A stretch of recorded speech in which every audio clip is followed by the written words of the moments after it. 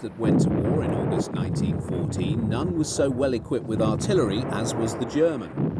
German army doctrine at the time envisaged artillery playing a fundamental role in breaking the enemy's line. The German artillery arm was to remain forcefully impressive throughout the conflict, introducing many new designs during its course. The strength of the German artillery arm was seen at Verdun and in the opening barrages of the spring offensives of 1918. This effectiveness was not lost on the Entente powers who, in June 1919, in the Treaty of Versailles, moved to drastically reduce the artillery of the new truncated Reichswehr of 100,000 men. The Allies moved to constrain the ability of the Krupp and Rheinmetall combines to produce new guns, severely limiting the caliber and number they could produce. Krupp was restricted to calibers above 17 centimeters and Rheinmetall to below that figure. As with other forbidden research on new weapons, these companies shifted their design teams abroad to undertake such work in secret.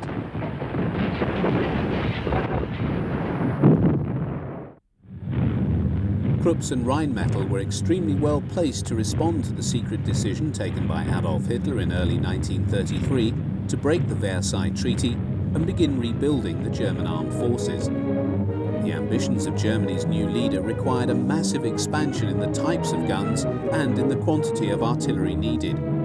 While many of the artillery types that were to see service throughout the war were already designed and in the process of being placed into production, the design teams in both companies now turned their fertile minds to addressing new challenges. Contracts were placed in rapid order by the government for a whole gamut of artillery types, ranging from the small infantry gun right through to the heavy rail guns. Contracts were also let to other companies to produce shells and manufacture the explosives and propellant charges for them. Other matters of related concern to the development of an expanded artillery arm were the production of new prime movers. 1, 3, 5, 8, 12 and 18-ton half-tracks, all of which would play their role in towing the new guns for the army. The army had determined to standardise on a few basic calibers quite early on in the 30s. By the middle of the decade, the 75mm infantry gun, SIG-33, 105mm field howitzer and the 150mm heavy howitzer, flak and 37mm anti-tank guns were already in large-scale production and finding their way in ever-increasing numbers to the Wehrmacht. Krupps were also producing very heavy guns to support the Navy's building program. Many for warships that were never built because of the onset of the war would find their way into the Army's control in due course. Small wonder that unemployment rapidly dropped in Germany following the massive investment by the state in the rearmament program.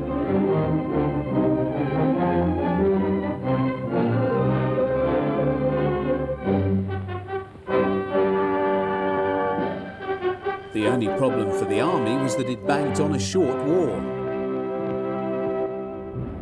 Once Hitler publicly renounced the Treaty of Versailles and announced the rebuilding of Germany's armed forces, he could not resist flaunting their growing power in public displays designed to both awe and intimidate. Pride of place in these displays went to the big guns whose size made them very potent symbols of the growing might of the Wehrmacht.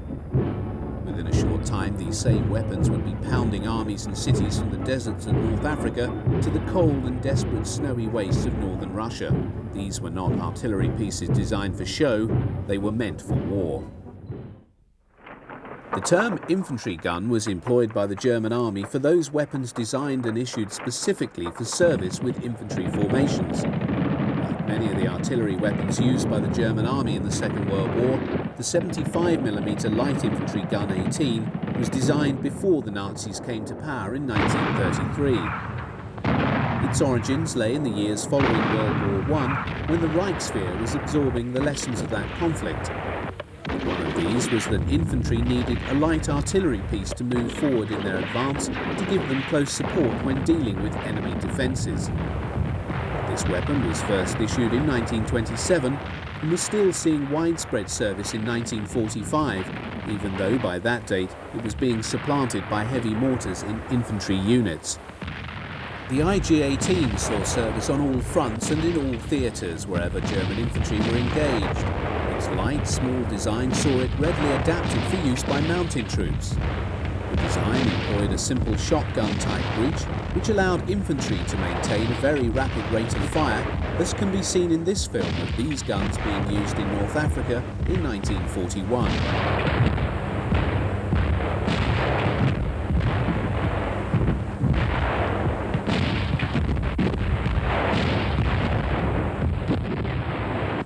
The barrel had an elevation from -10 degrees through to +75 degrees. At its most extreme elevation, the IG-18 could deliver effective plunging fire. Maximum range depended on ammunition type, but it was possible for it to shoot out to a maximum of 3,880 yards. The gun was pulled either by horse or towed by light trucks or one-ton half-tracks.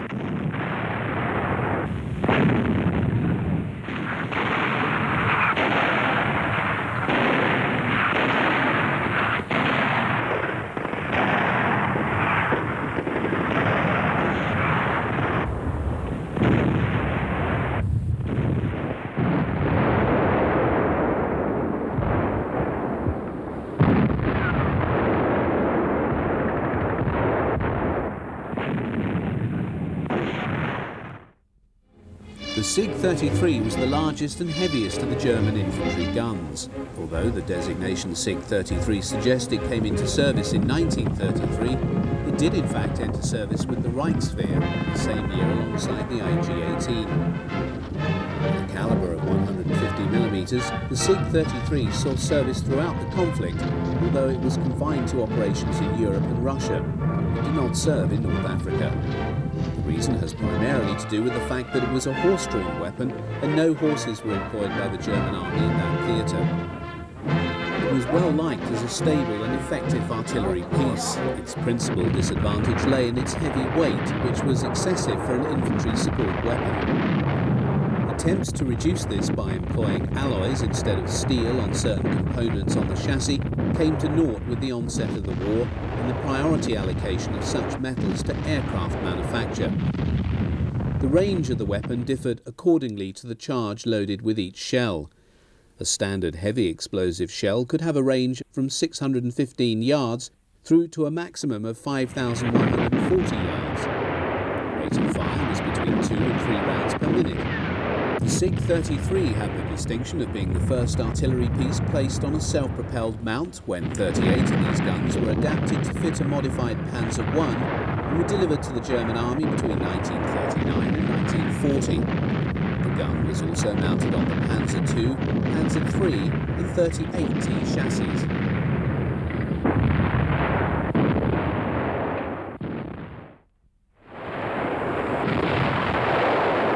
Seeing service in all theatres and on fronts where the German army served, the 105mm light field howitzer 18 was the standard artillery equipment at divisional level.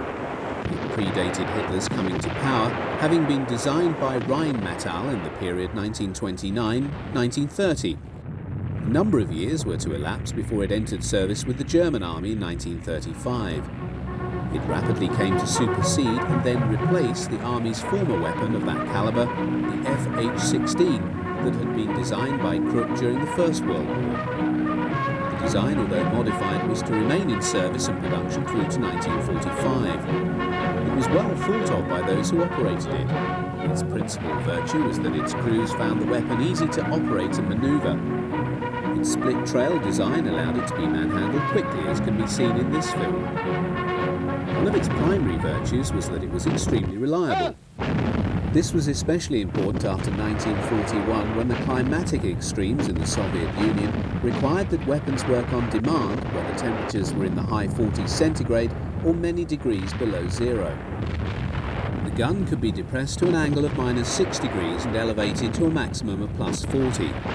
Range, as with most weapons, was dependent upon the power of the charge used. With a maximum powder charge, the F-18 could fire a 32-pound high-explosive shell out to 11,675 yards or 10,675 metres.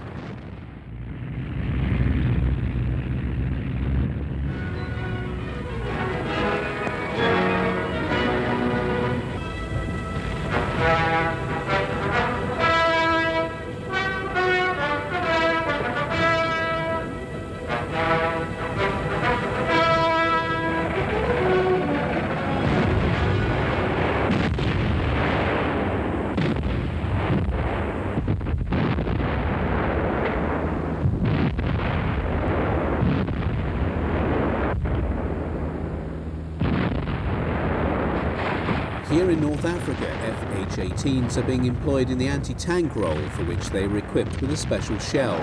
The original 10cm Panzergranat shell was later replaced by the more effective 10cm Panzergranat red shell. Either could reach a maximum range of 1,640 yards and penetrate the frontal armour of many Allied tanks.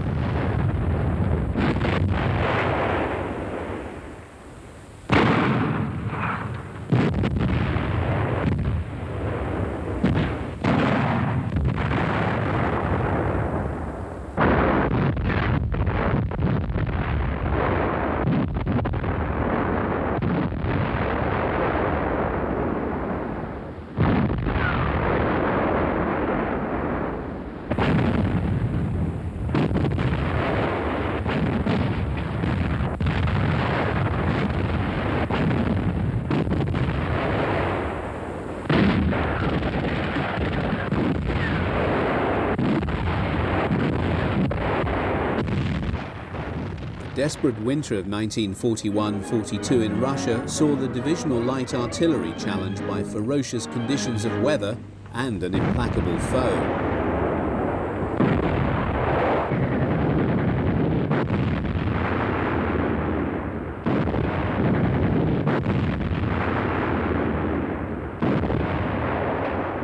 Having been caught by the Soviet winter, which in 1941 was the worst for some 50 years, artillery crews had to contend with bitter cold.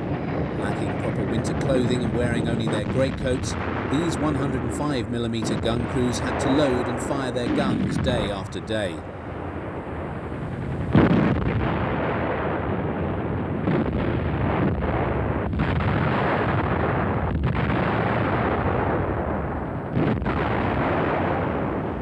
As with its heavier stablemate, the 150mm howitzer, the Achilles heel of the FH-18 was its lack of mobility.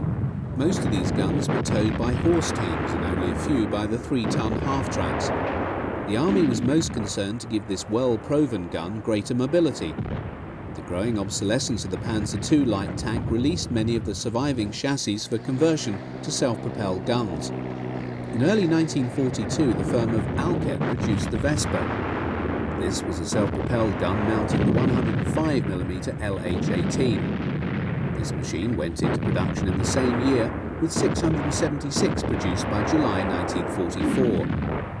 Most other 105mm guns were still towed in the same old fashion, with film of them being pulled by horses still being seen in 1945. The effectiveness of the 105mm can be measured by the manner in which many served alongside the larger 150mm howitzer, as is seen here.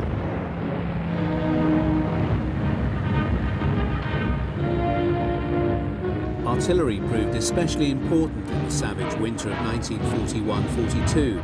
The Germans held on to villages to gain shelter from the terrible cold, while Soviet assaults were directed to destroy any building in which the Germans could find such cover. German artillery, however, proved highly effective in destroying these Russian assaults.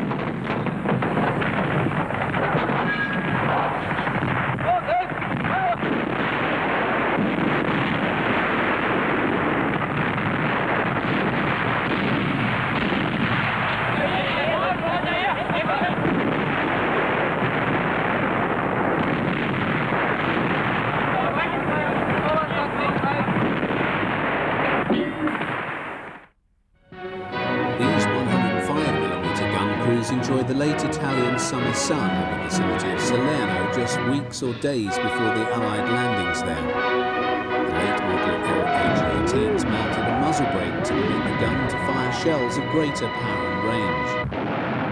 105mm batteries were employed in ever heavier firefights between the midsummer of 1943 and war's end on the Eastern Front. Desperate attempts by the Germans to hold back the ever-growing Soviet offensive tide saw them in continual use from the Ukraine through to the outskirts of Leningrad. By late 1944, the Germans had been pushed back into Poland and East Prussia. The 105mm light howitzer saw service literally up to war's end. The backbone of the German medium artillery formations throughout the war was the 15cm Schwer field howitzer, or SFH-18. It was developed and produced in parallel with the heavy 10-centimetre cannon, which employed the same carriage but is distinguishable by its shorter barrel. Both weapons were developed by Werhmacht and Krupp in the late 1920s for the Reichswehr and entered service in the period 1933-34. However, the army became rapidly disillusioned with the 10-centimetre weapon and focused upon the 15-centimetre caliber, which saw service throughout the war. Another version of the same caliber, known as the FH-36, was ordered by the army as early as 1935, and this was distinguished by being lighter, as it used alloys in the place of steel in some parts of the carriage. The distinguishing feature of this model is the muzzle brake. With the onset of war and the allocation of most metal alloys to aircraft manufacture, the production of the FH-36 was limited and discontinued in 1942. The 15-centimetre SFH-18 is seen in almost all films shot of the German army at war, from the first to the last days of the conflict. It was transported by horse and also moved in the advanced echelons of the army by being towed behind an 8-ton half-track.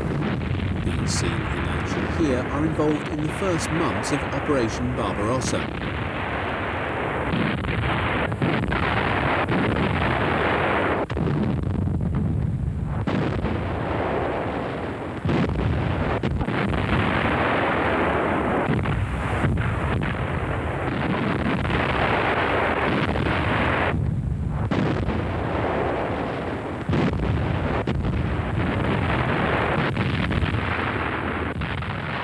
It was the ability to rapidly move heavy artillery and keep it in striking distance of the panzer spearheads that allowed advanced tank formations to call upon heavy artillery support when faced with obstacles it was unable to remove. Having such weapons close to the moving front was also discovered to be psychologically most effective. The performance of this 15-centimetre gun was, as always, dependent upon the charge and shell type. The standard high-explosive shell weighed some 43.5 kilograms. When propelled by a single bagged charge, its range was some 4,000 yards. When employing the maximum charge, the gun's range was boosted to over 14,000 yards. Attempts to increase the range of this weapon even further saw the tentative introduction of the world's first rocket-boosted shell in 1941. It could only be employed on guns with muzzle brakes and had a theoretical maximum range of over 20,000 yards or 19,000 meters. It was not a success and withdrawn quite quickly. A very large number of different projectile types were developed for this weapon, including shells for employment against concrete emplacements, hollow charge shells and smoke shells.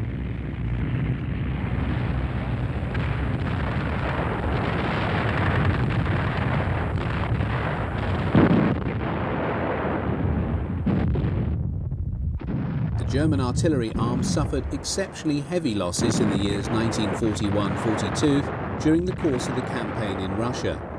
Many hundreds of these artillery pieces were lost in the retreat from Moscow and in the 1942 summer offensive, culminating in the defeat of 6th Army at Stalingrad. By the time of the Battle of Kursk in July 1943, the artillery arm was less well placed than the tank arm. Indeed, air power had to substitute for the lack of large numbers of German heavy artillery in this battle.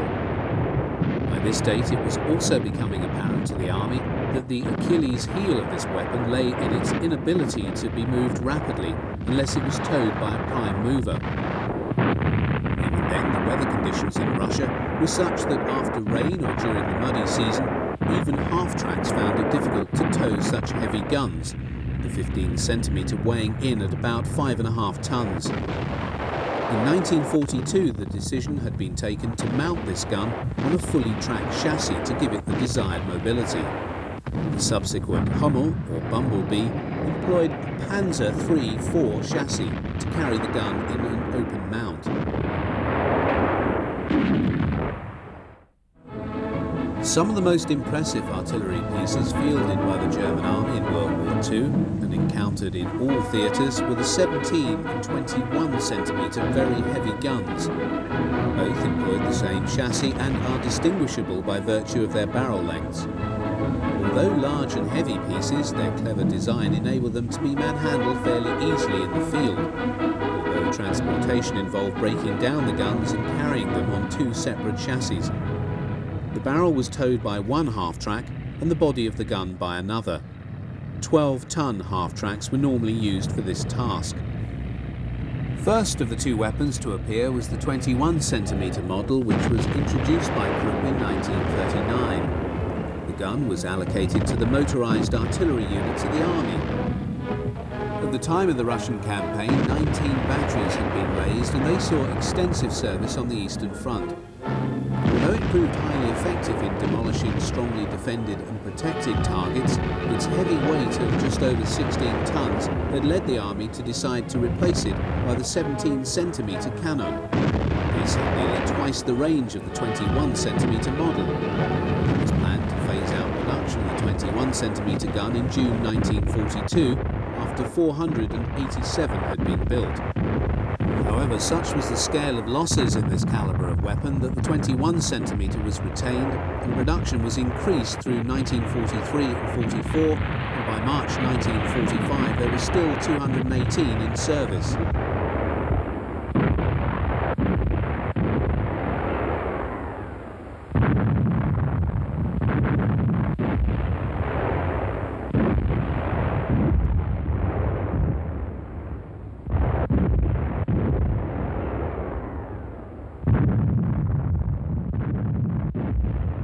The 21-centimetre model had an elevation of between 0 and 70 degrees and a maximum range of over 16,000 metres. The standard shell for the type was the 21-centimetre Granat 18, which weighed 113 kilograms, and also the 21-centimetre Granat 18 Beton of 121 kilograms. This was a projectile specially designed for demolishing concrete emplacements, and a well-trained crew could fire one round every 2 minutes from this weapon. The 17-centimetre weapon named the Matterhorn was introduced into service in 1941. The Army's original criticism of the 21-centimetre was that it was too heavy, was not in any way alleviated by the introduction of the Matterhorn. It weighed in at 17¼ tons. Its method of carriage was essentially the same, although it was possible to tow it over short distances, employing a limber without splitting up the barrel from the chassis. The range of the 17-centimetre was determined by the size and power of the cased charge. Maximum range with a charge 4, which then imparted a muzzle velocity of some 3,000 feet per second to the 138-pound high-explosive projectile, allowed it to reach over 32,000 yards. The 21 and the 17-centimetre often served alongside one another. By far and away the bulk of these weapons were committed to service in the east, where they operated in some numbers in the siege of Leningrad through the Crimea. Although associated with the Great War, artillery spotting balloons operated in the quieter sectors of the Eastern Front.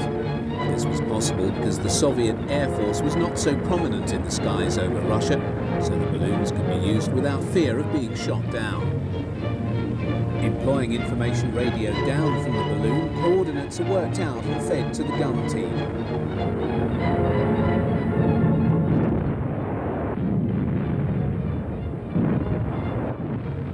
There were occasions when K-18 and K-21s were employed alongside Flak 88s and 150mm artillery pieces, and not just operated by themselves.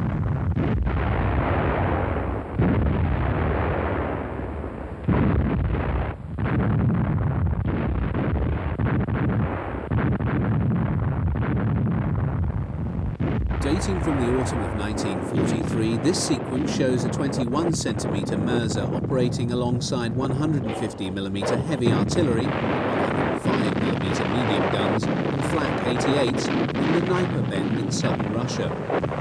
Fire support is provided by the artillery as Panzers and SPWs prepare to advance against Soviet armour in the distance. In these circumstances, the power of the 21-centimetre gun could match the range of the 88s and bring down an especially heavy weight of fire on the enemy.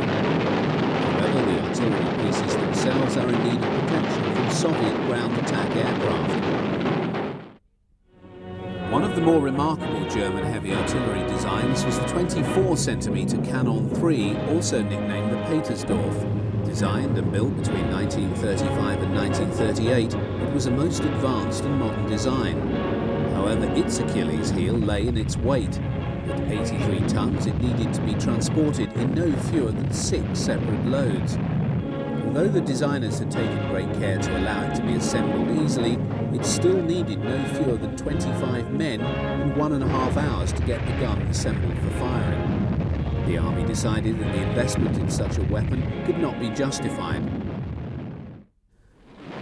Seeing service throughout the war as one of the primary anti-aircraft weapons of the Wehrmacht was the 20mm Flugabwehrkanone 30 and 38. The latter weapon, a development of the earlier model, served either in a single barrel or feeling form, that is, 4 guns brought together and operated as one weapon.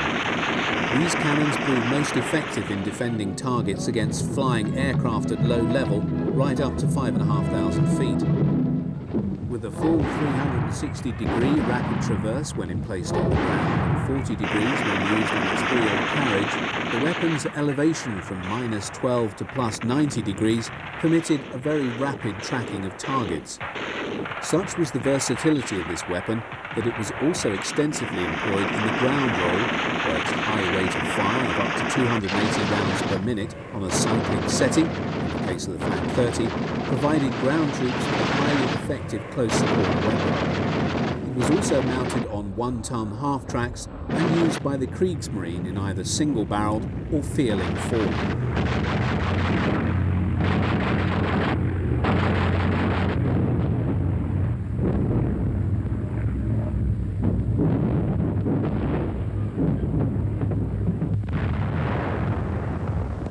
The Flak 30 was first introduced into Luftwaffe service in 1935, where it was originally towed by the Krupp Boxer light truck.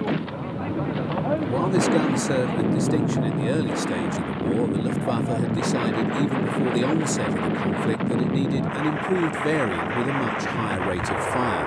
So the Flak 38 was raised to a maximum of 480 rounds per minute, although a more practical rate was 220 rounds to save on barrel wear.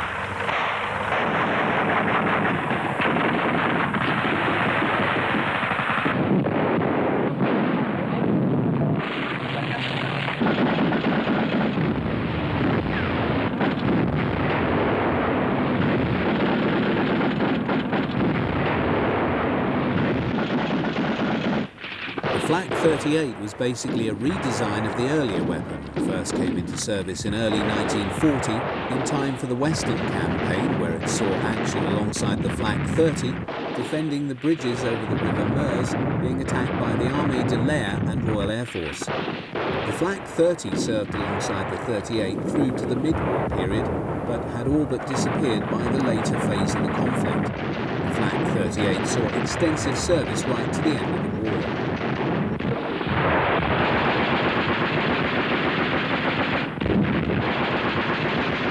The Flak feeling emerged in late 1940 and was a rapid and practical response to the Luftwaffe's need to get more ammunition into the air to raise the probability of effecting the kill of a target. Mounting 4 Flak 38s on one mount enabled the combined rate of fire from all 4 barrels to be raised to a maximum of some 1,900 rounds per minute. However, a more practical rate so as to enhance barrel life saw this come down to around 700 to 800 rounds per minute. The Flak feeling was employed alongside the larger 37mm and 88mm flak guns in the aerial defence of Germany.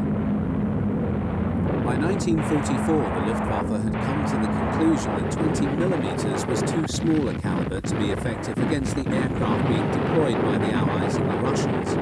It was this realisation that led Hitler to refuse production of the Flak Panzer IV Mobilwagen in 1944 as being a waste of a tank chassis for such a purpose because of the perceived inadequacy of the Flak feeling 38 that was slated to be its primary weapon.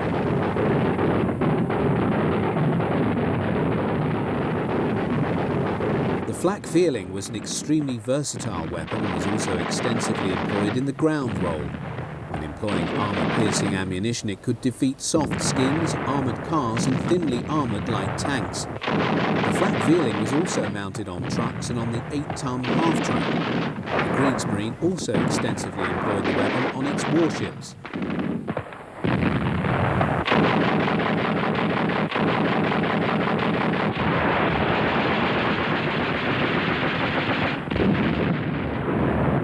Luftwaffe practice was frequently to group different calibers of flak weapons when employed on anti-aircraft duties in order to cover different altitudes.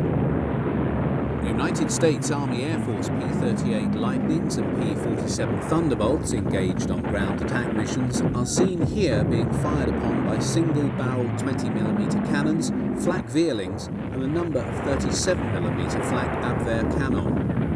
By this stage of the war, the Luftwaffe was beginning to concentrate on the 37mm as its smallest flak weapon, deeming the 20mm no longer up to the task.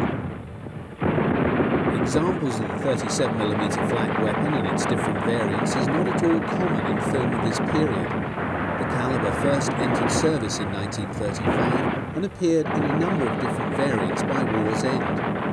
The original flak 18 was quickly replaced by the flak 36 and 37, which was the most common variant used in action. As with the 20mm weapon, the 37mm was used extensively in the ground role, being equipped with an armour-piercing shell for that purpose. The 88mm flak gun and its different variants was the most famous of all artillery pieces employed by the Wehrmacht in the Second World War. Indeed, it was, in all probability, the most famous, if not infamous, artillery piece of the entire conflict. While this reputation was certainly cultivated by very assiduous propaganda, it is nevertheless the case that it was an exceptionally versatile weapon, being employed in the anti-aircraft, anti-tank role, and as conventional artillery with equal ability. Its reputation amongst Germany's enemies was notorious.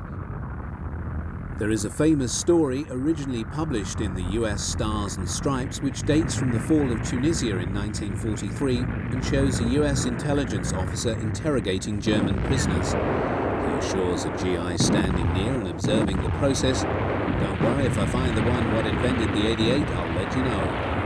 It was the mounting of this weapon in its modified and developed forms that made the Tiger I and Tiger II tanks Nashorn tank destroyers such formidable armoured fighting vehicles. It was Goering's abiding faith in the effectiveness of the 88 in the anti-aircraft role that led him to claim that no enemy aircraft would ever penetrate the airspace of the Reich. Although effective in this role, it is clear that the 88mm was actually no better than its Allied contemporaries, such as the British 3.7-inch anti-aircraft gun, which had a better performance in ceiling, weight of shell and also ground range. It was in the Western Desert that the 88 began to acquire its fearsome reputation in the anti-tank role. Its first appearance in this theatre was noted outside of Tobruk in April 1941. Towed by an 8-ton half-track, the 88 was frequently employed in the anti-tank role while still on its wheeled cruciform chassis. Its principal disadvantage then lay in its height, which was some 6 feet 10 inches. In the desert, its greatest effectiveness in the anti-tank role came when its crews had time to dig gun pits. Whilst these had to be large, the gun then became, in the words of a British report, extremely difficult to detect at 1,000 yards range. The fortuitous decision to equip the 88mm with armour-piercing ammunition and optical direct first sights dates back to the time of the Spanish Civil War, when the initial model of the 88, the Flak 18, was tested in action for the first time. The primary armour-piercing shell contained a small charge to explode after penetration. Armour plate up to 108mm thick could be penetrated at up to 1,100 yards. The gun's ability to penetrate armour of such thickness and at such a range not only made any British tank in the desert vulnerable, it made the 88mm the only weapon easily able to deal with the formidable new T-34 and KV series of heavy tanks when encountered in Russia in 1941.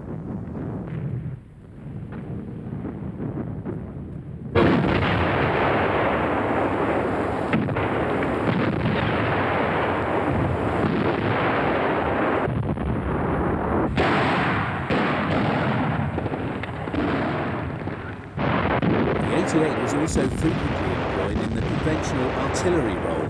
These Waffen-SS troopers are serving their pieces in southern Russia in the late summer of 1943.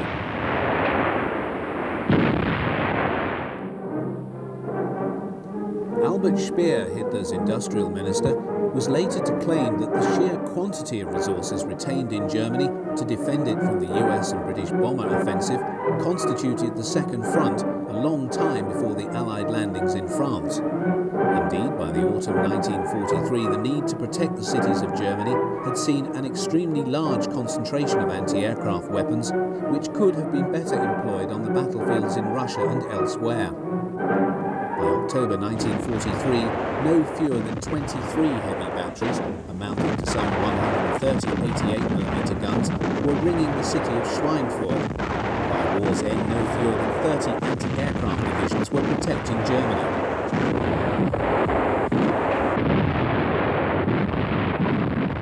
88 batteries provided a defensive umbrella for German and Italian forces retreating from Sicily across the Straits of Messina in August 1943.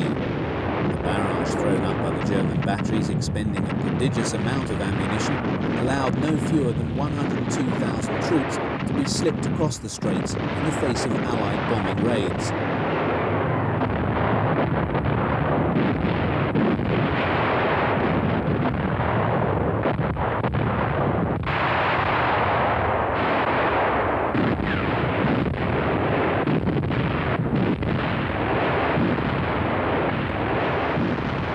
Encountered the 88 throughout the Italian campaign. As the Germans often emplaced their guns in well-prepared defensive positions, the 88 once more emerged as a formidable weapon.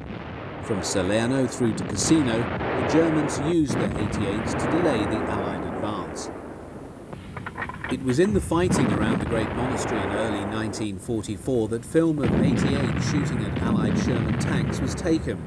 The 88 often proved to be the nemesis of this Allied tank, which by this date and through to war's end was to constitute the primary weapon in the Allied tank forces.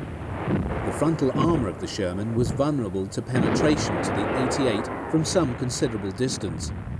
Whether encountered as an artillery piece or when mounted on tanks and self-propelled guns, this particular weapon was to prove exceedingly dangerous to all Allied AFVs. Given its effectiveness, it would be perfectly reasonable to suppose that the 88mm Flak 18 was actually a very new design. In fact, it can be traced back to 1925, and although Krupp and Rheinmetall did experimental work in Germany, much of the design was undertaken by Germans seconded to work at the Bofors factory in Sweden. A prototype was then built in Germany and the gun entered service in 1933. It was blooded in the Spanish Civil War and was most successful.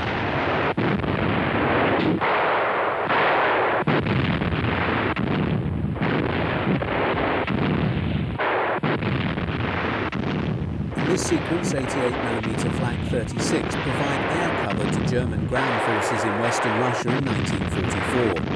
By that period, the Soviets had local air superiority wherever the Red Air Force chose to fly, so the provision of large numbers of flak weapons of different calibers became essential for the Germans. The ground forces here are under attack by Ilyushin II Sturmovix. Although German forces had been driven from the Caucasus following their failed attempt to secure the oil fields there in the 1942 summer campaign, Hitler had insisted on retaining a large bridgehead in the Kuban Peninsula. When the military situation improved, he intended to make a second attempt to secure this vital economic resource. Until that time, the Kuban bridgehead, known as the Gotenkopf or Goat's Head position, had to be constantly resupplied across the Kerch Straits. This arterial route was naturally a prime target for the Soviet Air Force. In consequence, the Germans had ringed the port on the Kuban side with extremely dense, light and heavy flak defences, and it is these that are seen in action here.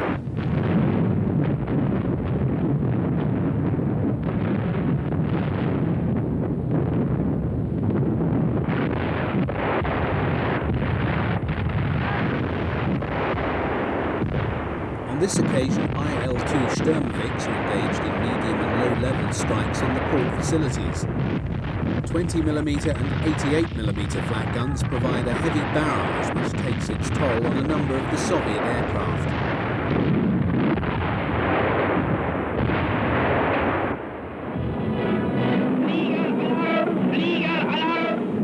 In this rare sequence of colour film, a Soviet air attack on a German air and seaplane base in northern Norway in 1943 is met by heavy anti-aircraft fire from light 20mm flak and a battery of the ubiquitous 88mm guns. The sequence is effective in showing the communications link between the range-finding team and the gun layers. The relevant information on height, distance and so forth is relayed by radio to gunners who then target the Soviet attackers and fire the guns. Once again, the 88s are successful and they bring down one of the Soviet attackers. Following the destruction of much of Army Group Centre and the pushing back of Army Group North in the late summer of 1944, the Germans found themselves fighting extremely heavy battles with the Soviets. In this excellent sequence showing 88mm flaks operating in the anti-tank role with support from light flak, oncoming Soviet armour is targeted.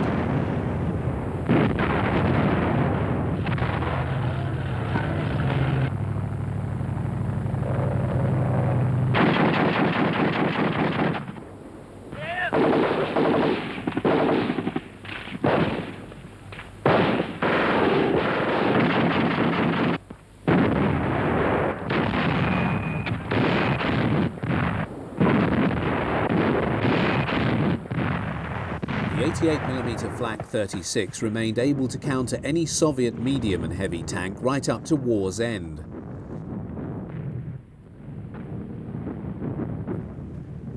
In the face of almost total Allied air supremacy over the Normandy battlefield, from June through to August 1944, the Luftwaffe could only give succour to the German army by the employment of extremely large numbers of flak batteries. Frequently, flak weapons were grouped in a sector and were of different types. 20mm single-barrelled, Feelings, 37mm and 88mm are here grouped together to offer the most effective air umbrella to the ground defences.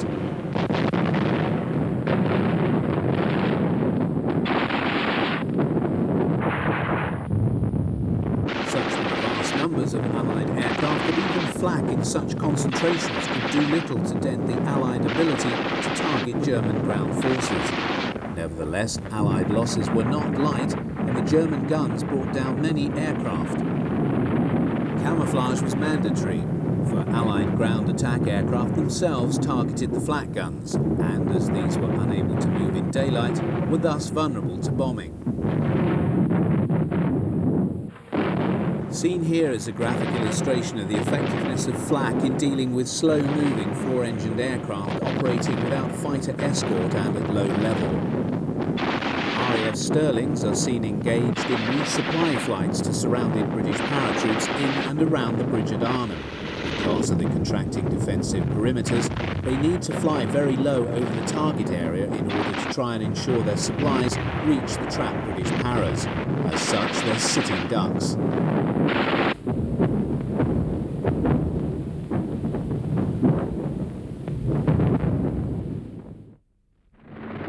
The Pak-36 was the standard German anti-tank gun when war broke out in September 1939. At the time of its introduction 3 years earlier, this Rheinmetall-designed weapon was as good as any other in the world and perfectly acceptable for its role as it was then envisaged. While service in Poland did little to cause the German army to question its effectiveness, its poor performance in the Western campaign against the heavily armoured French Char B and the British Matilda II tanks led to the ordinary trooper labelling it the Army's door knocker. It was extremely disconcerting for the crews of the Pak-36 to observe the shell from the Army's standard anti-tank gun simply bounce off the heavy armour of these machines. This was compounded by a repeat experience when in June 1941 the Germans first encountered the Soviet T-34 and KV-1. In both cases, the armour-piercing shells of the Pak-36 once more simply bounced off the heavy armour of the Soviet tanks. After this, its days as an anti-tank gun were numbered, even though it was more than adequate for dealing with the Soviet BT and T series of tanks.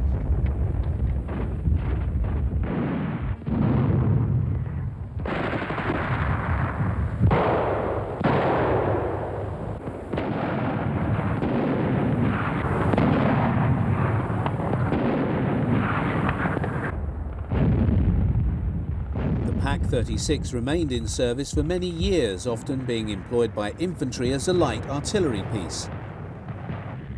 Installation of an anti-tank grenade also extended its usefulness. It was also Rheinmetall who produced the 50mm Pak 38 anti-tank gun, which entered limited service in 1940.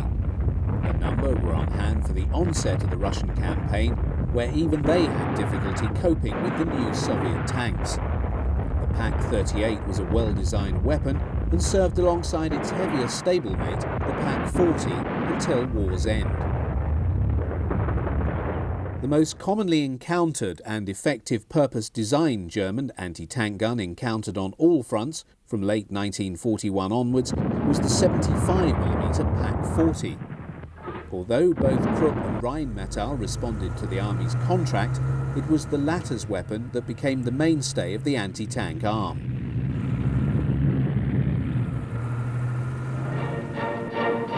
One of the more unusual sequences of film, dating from 1943, illustrates a Pak 40 being towed by horses ridden by Cossacks. These famed riders of the steppe served in some numbers with the Wehrmacht, and it was their expertise with these animals that saw them pulling this anti-tank gun in this fashion. On most occasions, the Pak 40 was towed by a half-track or Raupenschlepper. The Pak 40 was, in essence, an enlarged Pak 38. It was an extremely effective weapon with a muzzle velocity of 2,600 feet per second that enabled it to penetrate 116mm of armour at 1,000 metres. It was the answer German anti-tank gunners needed on the Eastern Front, with the T-34 and KV series proving vulnerable to the type. It was found mounted on a number of self-propelled guns and also employed as a light artillery piece.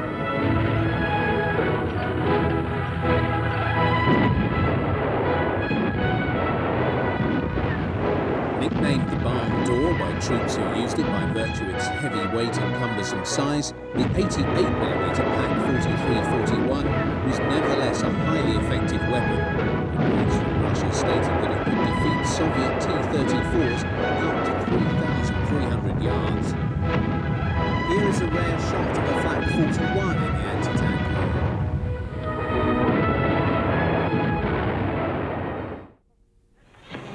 With the beginning of rearmament in Germany in 1933, interest was revived in railguns. Germany had built a number of these weapons in the Great War, many employing modified barrels adapted from large caliber naval guns. Krupp was the home of these guns, and a small staff of 200 involved on their design at the beginning of 1933 quickly rose to 2,000. In the 6 years before war broke out, the Germans built a number of new weapons, calibers from between 15 centimetres and 28 centimetres. The largest railgun ever built was the 80cm Dora, which was completed in 1942. Most railway guns were used for long-range bombardments of special targets. The influence of First World War design was clearly apparent in the 24cm railgun known as Theodor Bruno.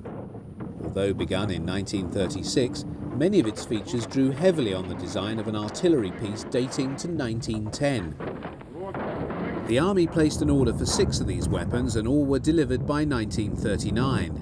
These were deployed in 4 batteries in May 1940. The Theodor Bruno fired a number of projectiles, but a standard high-explosive shell, weighing some 327 pounds, could achieve a maximum range of 22,091 yards when employing a full charge.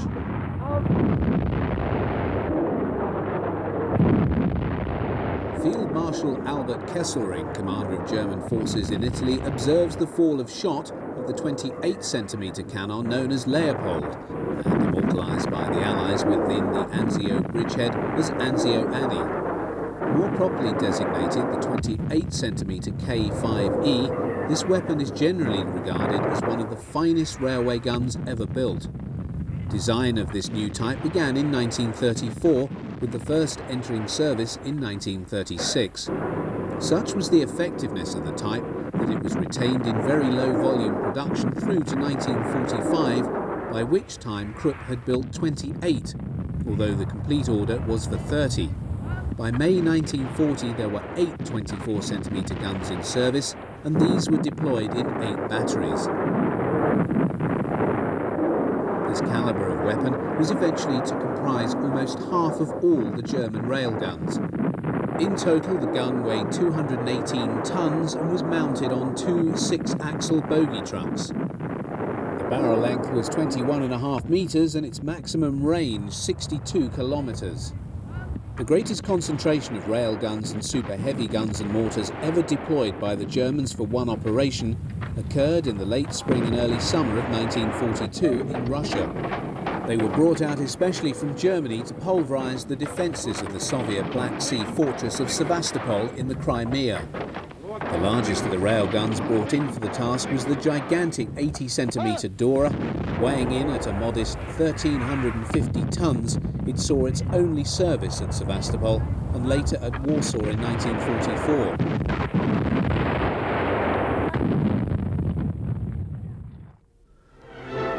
Field Marshal Werhmacht is seen here on the Atlantic coast shortly after his appointment to oversee the strengthening of the defences on Hitler's much-vaunted Atlantic Wall of his Festung Europa. For long the subject of German propaganda films, the wall was claimed to be impregnable. What Rommel found, however, was something very much less than that. On certain stretches, much effort had been made, and these sectors were particularly strong in emplaced artillery and heavy coastal guns. Indeed, all German coastal defences were often a remarkable mixture of various calibres of different German and many captured artillery pieces and large and purpose-designed coastal guns.